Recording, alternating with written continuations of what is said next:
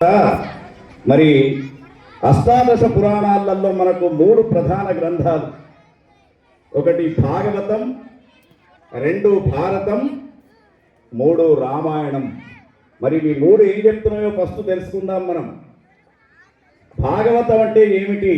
భాగవతం భాగవతం భాగవతం భాగవతం మనం భాగవతాం, అది వింటే ఇది భాగవతం యొక్క నిర్వచనం. ఇష్టమైతే చప్పట్టు కొట్టుకోండి, లేకుంటే నిద్రపోవచ్చు, ఏమీ కాదు. రెండవది ఏమన్నారు? భారతం. భారతంలో కృష్ణ పరమాత్మ ఉన్నాడు, భాగవతంలో కృష్ణ పరమాత్మ ఉన్నాడు. కానీ భారతానికి వచ్చేసరికి రాజనీతి శాస్త్రాన్ని చెప్పినటువంటి గొప్ప వసుదేవ సుతం దేవం కంసచాణూరమర్ధనం దేవకీ పరమానందం కృష్ణం వందే జగద్గురు.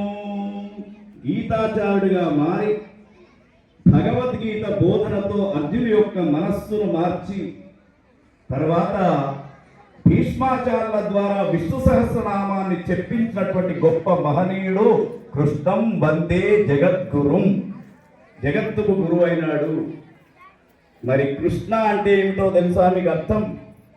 కర్షతీతి ఇది కృష్ణ, అందరినీ ఆకర్షింపజేసేవాడు, అందరి కష్టాలను తీర్చేవాడు కృష్ణుడు.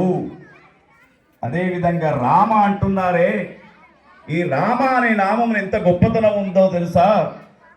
రా అంటే మన నోరు మొత్తం తెలుసుకుంటుంది, అంటే మనం చేసినటువంటి పాపాలన్నీ బయటకు వచ్చాయి. మా అనగానే మన యొక్క నోరు ఏదైతే ఉందో పెదవులు 2 మూయబడతాయి, అంటే బయట ఉన్నటువంటి పాపాలు లోపలికి రాలే. అది రామనామం యొక్క విశిష్టత. అటువంటి రామనామం పలకడానికి సంకోచిస్తూ ఉంటాం. సత్సంగులలో, భజనలలో రామనామాన్ని చెప్తే అనడానికి కూడా సిగ్గుపడుతూ ఉన్నాం మనం హిందువులమై పుట్టి. కాబట్టి అది మర్చిపోండి, ఇదొకటి. తర్వాత